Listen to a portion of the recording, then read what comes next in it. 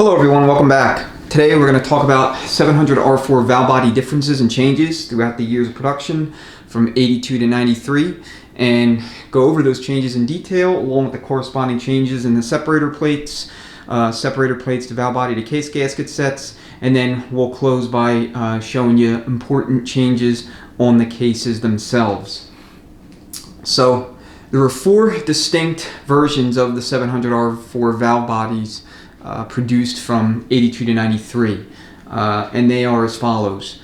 There was an 82 to 86 version, we'll call that early. There was an early 87 version. There was a late 87 to 92, and then there was a final version produced in 1993. So between all these versions, there were four key changes that you need to know about. First change concerned the number of pressure switches the valve body was designed to take. The second change had to do with the design of the 1-2 control valve train. The third change had to do with the presence or absence of a mechanical torque converter clutch lockup valve train in the valve body. And then the fourth change was the number of check balls that each version was intended to take. So we'll walk through those changes in detail, and so you have the context. Whether you're working on like a project or resto mod or something like that, then you want to retro a 700 R4 into it, this video will be particularly helpful for you. But at the same time, if you're just rebuilding a 700 R4 for a strictly factory application, this is also good information to know, especially if you have to either replace the valve body or the case itself. So we'll get a little bit closer to the valve bodies, and then we'll walk through the changes in detail. All right, so the first valve body we'll look at is the 82 to 86. This is going to be our early version. So this valve body was designed to take 4 different pressure switches, 3 check balls, and had a somewhat, and I'll say, clunky 1-2 control valve train. All right, and it was also provisioned for a torque converter clutch lockup kit here in this bore location. So we'll walk through that valve train also. So on this side of the valve body, you have 3 different pressure switches. There is the 4th clutch pressure switch, the 4-3 pulse switch, and the 3rd clutch pressure switch. And then round back, they had a torque converter clutch signal switch. All right. And as I mentioned, it was designed and provisioned for the mechanical TCC lockup valve train, so that for those that are doing resto mods, retroing a 700 R4 into like a classic muscle car or hot rod or something like that from the 50s, 60s, and 70s that didn't take a 700 R4 and has no computer control, and you don't want to install any kind of internal, external electrical lockup kit for the torque converter. These are the valve bodies that you want, because you can run these on any year 700 R4, doesn't matter, early or late, and as long as you install your mechanical torque converter clutch lockup kit, that valve body will run the lockup. You don't have to use an internal or external lockup kit. So that'll save you a little bit of time, a little bit of money, and maybe a little bit of aggravation depending on how you feel about electrical work. Even basic electrical work, like if you're like me, I hate it. So if I was doing a project, I would look for a valve body like this, or an early 87 valve body, which is what we have over here. As you can see, it was also provisioned for that mechanical TCC lockup valve train. So first, let me talk about the 1-2 shift valving. Like I said, there was some major design differences between the 82 to 86 valve bodies and every other valve body that came after that. And this is important from a builder's perspective, because if you take out this valve train, particularly these valves here with this sleeve, I'm just going to be honest, there's a 50-50 chance maybe, or maybe like a 25-75, somewhere in there, that you may not be able to actually get these valves back into this sleeve. So as you withdraw this valve train from one of these early valve bodies, if possible, do the best you can to keep all these valves in the sleeve. It's going to be tricky, I know, but if they come out, a lot of times this sleeve will be warped. are out of round, and you won't be able to get the valves back in unless you modify the sleeve a little bit. So again, truthfully speaking, it's not that big of a deal, but just if you don't plan on modifying anything, you don't want any hang-ups, try to keep those valves in there. So the 1-2 valve train is as follows. You have your 1-2 throttle valve sleeve, your spring, and your 1-2 throttle valve. You have your 1-2 low range upshift valve and your 1-2 low range downshift valve, and this is the aforementioned sleeve, and it is also secured by a roll pin. And then you have your 1-2 shift valve itself. So this is the early design. As you can see, it's got kind of a relatively stubby stem here, if you want to call it that. It's more like a setback, and then it has the big land in the rear and 2 lands in the front. Okay, so that is 3 of the 4 design elements of the 82 to 86 that distinguish it from the later valve bodies. So the 4th is the number of check balls that this valve body is designed to take. So you're going to have your check ball here and your check ball here, okay? But you're also going to have a check ball here in the bathtub. This is the low reverse check ball. So on the pre-auxiliary valve body 700R4s, which are basically everything from 82 to early 87, this valve body will take all 3 of those check balls. So taking a look at the spacer plate that was installed during those years, this is where the auxiliary valve body would go. However, in the early years, you just simply have your reverse hold down plate, and there's no ports or feed locations for the auxiliary valve body, just bowl hole locations. Same token, you're also going to have 2 side-by-side circular check ball seating holes drilled into the plate. This goes to the check ball location that's bathtub shaped on the case that's closest to the pump. You will put a check ball here for all non-auxiliary valve body applications. So 82 to 86, a bathtub check ball will be placed in that location. And one other thing I'll note, and this is more anecdotal, if you notice here, you got your 1-2 feed and your 2-3 exhaust. Notice how they're at a 45-degree angle. When we look at some later spacer plates, these 2 feed holes are more straight across horizontally. Again, I don't know how important that difference is. It's just something to notice. Okay, let's look at the early 87 valve body. We'll compare and contrast that and its spacer plate to the 82 to 86. So, as I mentioned, it is provisioned for the mechanical torque converter clutch lockup valve train. So how these valve trains work is you have your sleeve, you have your lockup spring, and then you have your TV control valve, or excuse me, your TC control valve, your torque converter control valve for the torque converter clutch, and then you have your torque converter lockup valve. So these kits are sold by Transgo, Superior Technologies, and I believe TransStar also sells a very basic kit, and I believe that's actually this kit right here. The spring itself is what determines when the converter locks insofar as road speed. And the stiffer the spring, the later in terms of your road speed it'll lock. So the Transgo kit, the Superior kit come with, I want to say 5 or 6 different color-coded springs, and they give you a chart that tells you, which spring corresponds to which, road speed range lockup. And the stiffer the spring, the later the lockup. And ideally, especially if you live in an urban area, you want the stiffest spring that you can find to install in this kit so that you're not constantly going in and out of lockup at around 35 to 40 miles an hour, especially in city driving where, you're constantly shifting to and from lockup and, all that does is build up heat for you, and that's no good. So if you're driving around freeway speeds, 50, 55 miles an hour, ideally that's when you want to lock your converter, at least in a mechanical, control setup like this. When it comes to electronic control, like 4L60E or some equivalent later transmission, that's a little different story. It's a lot more finely tuned and precise. All right, as far as check balls in the valve body, 1987 was a transitional year when it came to the 700R4. There was a lot of changes, so you're really going to have to pay attention to the specific unit you're working on if it's an 87.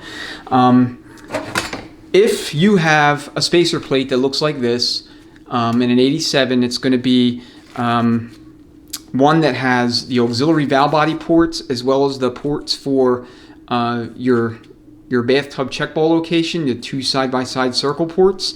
Then you're just going to basically put all that stuff back in exactly as it was. Okay, and this is the Transgo universal separator plate, and this is used when you want to retro either this early 87 valve body or this 82 to 86 valve body into a later case. And I said retro, I mean, like, you know, prospectively install one of these valve bodies onto a later case, because this spacer plate is provisioned to work with any year 700, and you know the directions will have you drill out a couple of these holes and install either 1 or 2 aluminum slugs blocking off those ports depending upon, you know, the specific aspects of your particular unit you're working on. And it's been a while since I actually installed one of these, so forgive me, I don't have the instructions you know, handy in my mind, but that's at a high level how it works. So as you can see, you got the feed holes here for your 1-2 and your 2-3 exhaust, and they're more or less horizontal. Okay, check balls, getting back to that. If you have an auxiliary valve body, regardless if, you know, you also have the 2 circles for the check ball seating locations, you will only install check balls in these 2 locations here. Okay, you will not install a check ball in this location for low reverse. If you do, you will have massive slippage in low reverse and likely a 1-2 tie-up, because both reverse and forward, as far as the clutch circuitry is concerned, is managed through the auxiliary valve body. Okay, it's no longer fed directly from the pump to the forward drum in the case of forward, and low reverse directly, you know, into the low reverse circuit. It's all piped through the auxiliary valve body. So it's important that you know that in the event you're working on one of these kind of, you know, funky transmissions from 87. All right, let's take a look at the 1-2 control valve train, because that actually changed from 1986, starting in early 87. So as you can see, you have a much longer 1-2 throttle valve sleeve, you have a longer spring, and you have a significantly larger 1-2 throttle valve.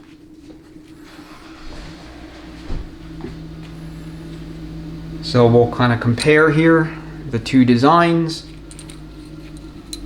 So we have,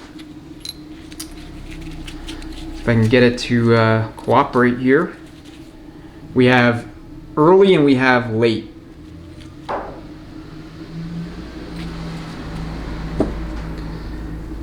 In 87 and up, they eliminated the 1-2 low range upshift and downshift valving completely and changed the design of the 1-2 shift valve to accommodate those other changes. So we have early and then we have late. So needless to say, these valve trains are not interchangeable. The early valve bodies, 82 to 86,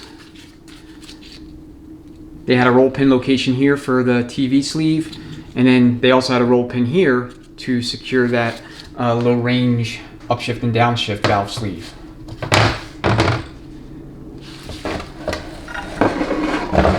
Okay, so as far as pressure switches, they eliminated 2 of them in the early 87 valve body casting. So you have your 4th clutch pressure switch and your 4-3 pulse switch. They eliminated the 3rd clutch pressure switch, and then they also did away with the TCC signal switch. So it's just cast it over, nothing there.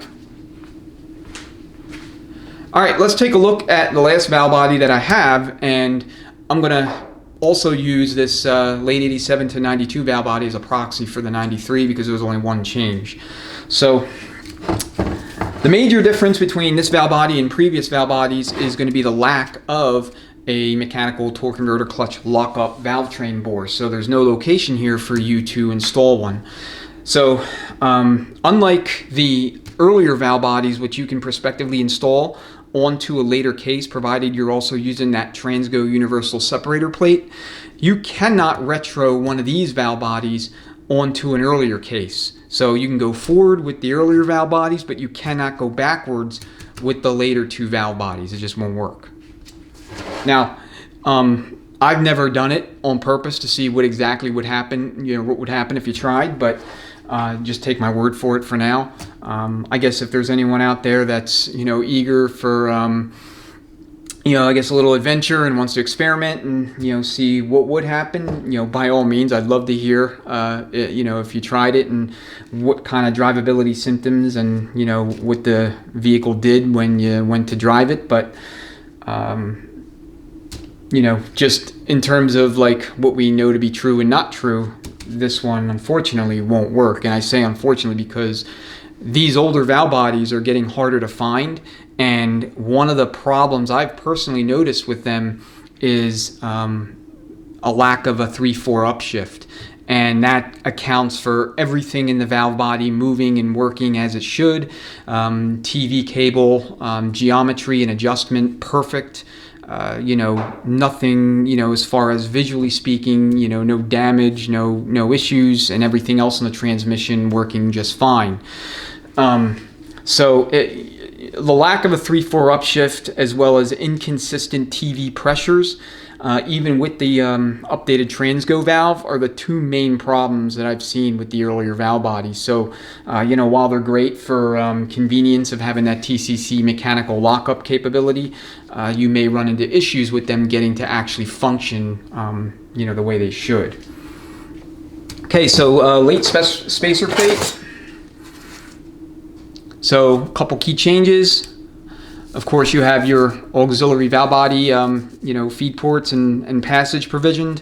And then over here, you'll notice there's a square or rectangular hole next to the round check ball seating location. You will not put a check ball in the bathtub location on the case here. Anytime you see a square hole, next to a round hole, and then there's a bathtub location, it will not take a check ball. So, I've seen a couple of instances where check balls were put in this location and the plate was really peened. It was peened pretty bad here on the square cutout. And I mean, I can't recall what the drivability symptoms were, if any. I think one of them, it was just a junkyard core, and then the other one was so long ago, I just simply don't remember the details. But I do remember seeing it and it was on these later units. And there were two instances that come to mind where there was check balls in that location, and there shouldn't be any. So, the other major change with the late valve body castings, 87 through 93, so both of them, is the number of pressure switches. Only the fourth clutch pressure switch was installed. You did not have your 4/3 pulse switch, nor your third clutch pressure switch, nor did you have any kind of like TCC signal switch either.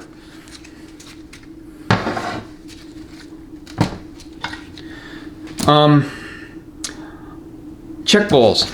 So again, for 87 late through 93, no check ball in this location, as mentioned.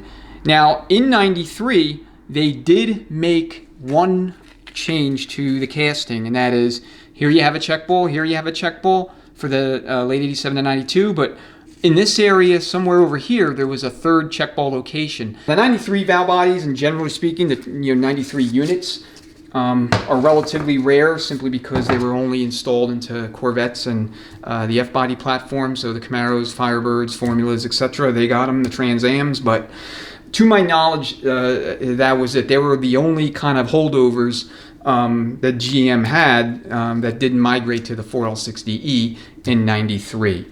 94, all the vets and F bodies got the 4L60E. So, all right, so that's valve bodies, the spacer plates, the gaskets. Let me grab a set of gaskets. Okay, so gaskets are very straightforward as far as identifying which set goes with which unit, and it's going to be based on whether or not the 700 has a auxiliary valve body installed. So all the gaskets that have a stripe down the middle like this, and obviously are provisioned up here for the auxiliary valve body with the holes and whatnot, that's obviously going to be installed on a 700 with auxiliary valve body. Likewise, the gaskets that have no stripe and no holes in the aux valve body location, they are to be installed on any 700 that does not take an auxiliary valve body. So very simple, easy to identify. It's like you really have to go out of your way to mix them up, but that's how you distinguish which set of gaskets goes with which type of transmission. Okay, now I'm going to move you over to the case. We got two different cases on the bench. We're going to compare and contrast those. There's two important differences that I'm going to share and point out that you need to know if you need to replace your case or you just need to, match the appropriate case with the correct application.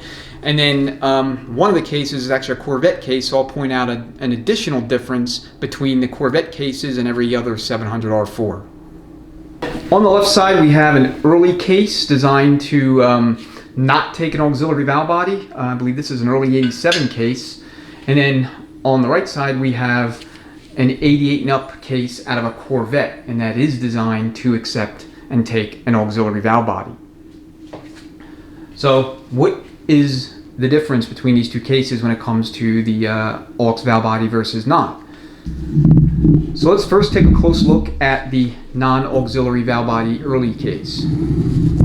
In particular, we want to scrutinize the area around the low reverse clutch feed port.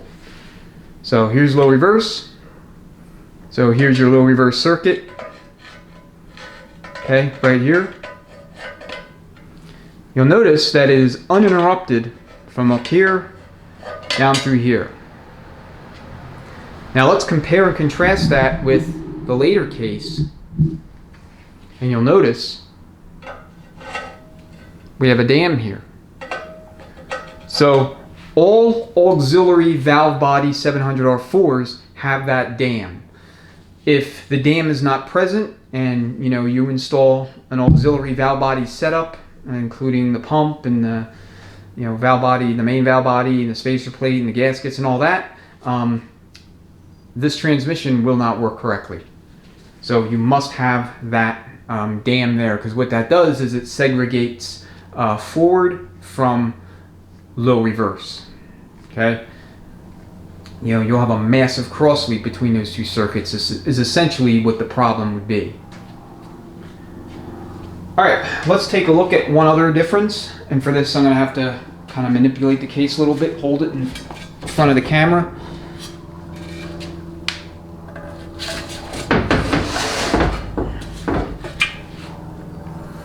All right, so take a look at the pump to case mating surface, and you see all the feed ports.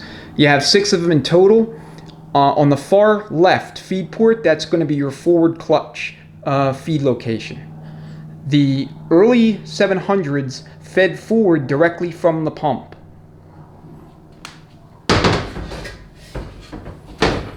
So we'll compare and contrast that with the later case.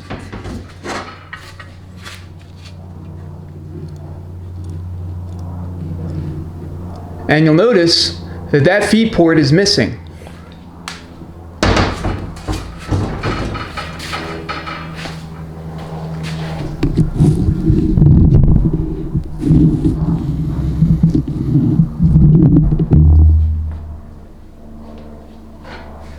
So that feed port's no longer there in the late case because how it's designed is for forward apply oil to get to the forward clutch, it comes out of the pump, through the transfer tube that goes into the auxiliary valve body, then into the forward clutch apply circuit, and then ultimately to the forward drum. And then you have forward gear. So, excuse me, for your early case, the circuitry is simpler. You don't have the transfer tube. It just feeds right from the pump to the forward drum. Now both of these cases have a cutout here for that transfer tube. The auxiliary valve body pumps will have the port right there, whereas the non-auxiliary valve body pumps will not have it. It just simply won't exist. Earlier cases also do not have this cutout. However, like I said, in '87, a kind of an odd year, this particular case has the cutout, but it was provisioned for non-auxiliary valve body application. So, you know, you really got to scrutinize the case sometimes to see what it should take and what it shouldn't, or how it was designed based on aux valve body or not. And then the last difference I'll point out, as I mentioned earlier, concerns the rear transmount location. The vets were a little different in that they mounted the rear of the trans to the a cross member, you know, inside the tunnel on the unibody of the vets. And the extension housing had through bolts to accommodate this. So through bolts would go up through the extension housing and thread into that cast in, or, you know, framed in cross member that secured the rear of the transmission. So that was in lieu of a traditional cross member and a rear trans mount that took bolt hole locations right here. So as you can see, none of that is there on the Corvette case. So bolts, no bolts. Okay, so those are the differences between the early and late 700R4s, all of the different valve body castings, and the specific attributes that distinguish them from each other. So to kind of summarize, early valve bodies, those that were provisioned for that torque converter clutch mechanical lockup, can be prospectively installed onto any year 700R4, so any late case, and ran as, you know, as normal. You would just need to use the Transgo universal separator plate. You cannot retro a late valve body, in other words, late 87 and up, onto an early 700R4 that was not designed for an auxiliary valve body. Just won't work. So you can go forwards with the early stuff, but you cannot go backwards with the late stuff. Okay, pressure switches, all you really need to be concerned about there is just the wiring harness. If you have to replace the harness, just simply make sure you get the harness that has the provisions for a number of pressure switches that your valve body takes. If it's a non-factory application, then you really don't have to worry about it. If you're installing an internal-external lockup kit, then that will have its own harness for the transmission. You just follow the instructions there. Likewise, if you're running it purely mechanical, then, I mean, you know, you can either run the pressure switches in there and just leave them, or put plugs in their place. Cases, again, same deal. You must make sure you match auxiliary valve body to auxiliary valve body case. That has to have this little dam. If it does not, then you cannot install an auxiliary valve body setup onto that case. So you can't put auxiliary valve body setups onto an earlier case. Now I've seen guys do things like JB weld a dam in place and modify the case if they're really in a jam, but, you know, absent any kind of improvisation or, you know, adaptation, you know, if we're talking about, you know, purely factory to factory, and you want to make sure it functions right, you know, you got to kind of adhere to those guidelines. So anyway, that's the video. If you have any questions, comments below, I will get to them as soon as possible. As always, I really appreciate you watching, and we will catch you on the next one.